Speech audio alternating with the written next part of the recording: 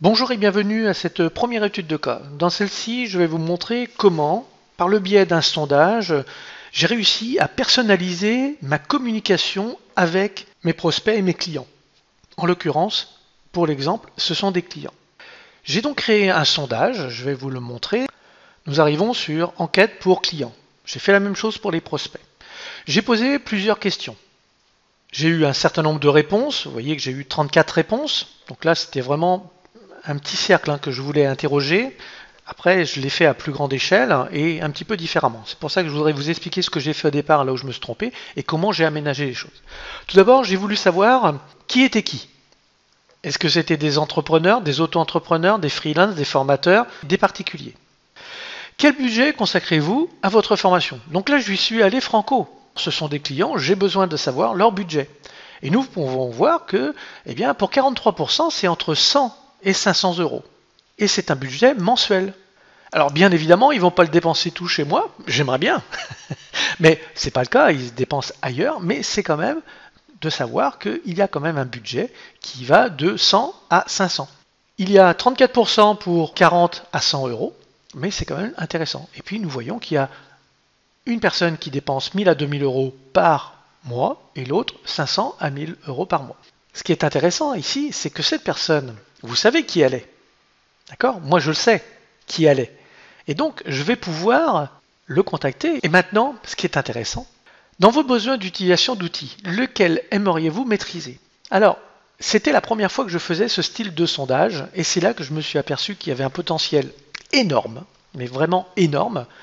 Le seul souci, c'est que ce jour-là, je ne l'ai pas bien utilisé. Pourquoi? Tout simplement parce que j'ai donné la possibilité aux personnes de vous allez avoir le besoin actuel de la personne. Et là, vous pouvez cliquer sur plus de détails et savoir qui a besoin de quoi. C'est par ce biais-là que j'ai pu envoyer certaines personnes vers des formations de collègues et vers les miennes. Ensuite, je suis resté sur quel serait le principal facteur qui vous empêche d'investir dans une formation sur l'utilisation des outils. Là, on s'aperçoit qu'en fin de compte, il y a les finances, mais ce n'est pas que les finances. Il y a aussi le temps. Regardez, 33%. À partir de là, vous êtes le roi parce que vous allez pouvoir le contacter. Soit vous le contactez individuellement, soit vous contactez l'ensemble du groupe et vous pouvez très bien venir à leur proposer des ateliers payants comme je fais le mardi.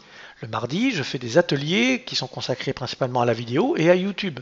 Il faut savoir que j'ai un bon nombre de personnes, c'est un abonnement mensuel à 48 euros et à partir de ce moment-là, tous les mardis, je fais un atelier. Cet atelier, il est disponible et ça me permet de créer un produit à côté. Parce que j'ai monté ça par rapport à des objectifs et je vais récupérer ces ateliers pour les mettre dans un produit que je vais vendre, que je vais packager et que je vais vendre. Avec ce style de sondage, eh bien, je pourrais contacter les personnes. Vous savez que depuis un mois, j'ai mis en place des ateliers concernant la thématique qui vous intéresse.